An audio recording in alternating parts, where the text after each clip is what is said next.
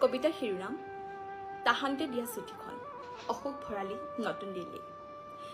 তুমি তাহানিতে দিয়া চিঠিখন এতিয়াও ৰাখিছো সজীৱতাৰে তুমি লিখা অবুজ ভাষাবোৰ আৰু আকাশলংঘী কল্পনাবোৰ চিঠিৰ বাজত পঠোৱা গোপন স্পন্দনবোৰ গোলাপৰ কলিৰ দৰে মিচিকে হাঁহিবোৰ জোনাক নিশাৰ সাধুবোৰ অমাৱস্যাৰ উজাগৰ ৰাতিবোৰ তুমি চাগে পাহৰিলা এবাৰ মাতো চাই লোৱা মোৰ হৃদয়ৰ ৰক্তৰে ৰঞ্জিত কৰি কেনেদৰে সজীৱতাই ৰাখিছো ধৰি এবাৰ মাতো চাই যোৱা তুমি দিয়া মৰমৰ ভাষাবোৰ বাস্তৱত পৰিণত কৰিব বিচৰা সঁচা মৰমৰ আশাৰ কল্পনাবোৰ মোৰ দুধাৰী চকুলৰ মাজত কেনেদৰে আহিছে নিকৰি মাথো এবাৰ চোৱাচোন মোক হৃদয়ৰ মন্দিৰৰ পৰা কেনেদৰে নিগৰিছে সঁচা মৰমৰ চেকুৰা চাব বিচাৰিছা স্পৰ্শ নকৰিবা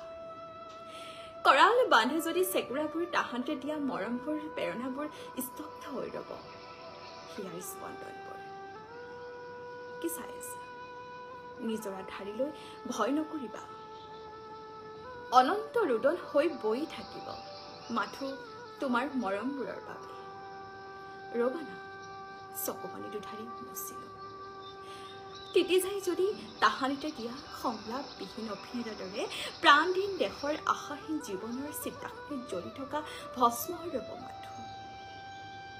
কোনো ইতিহাসে ঢুকি নোপোৱা বুৰঞ্জীৰ পাতত সেয়েহে আহিবা এবাৰ তাহানিৰ মৰম আৰু আশাবোৰ কোনো অখ্যাত কবিৰ নামাৰ কৰা নহতে চাই যাবা মাথো এবাৰ আজিও ৰাখিছো সজাই বুকুৰ উমেৰে সততা আৰু সজীৱতাৰে তুমি আহিবা মাথো এবাৰ তাহানিতে দিয়া চিঠিখন তেওঁলোক ধন্যবাদ জনাইছোঁ ইমান এটা সুন্দৰ কবিতা আমালৈ প্ৰেৰণ কৰিছে আৰু মই পাঠ কৰিছোঁ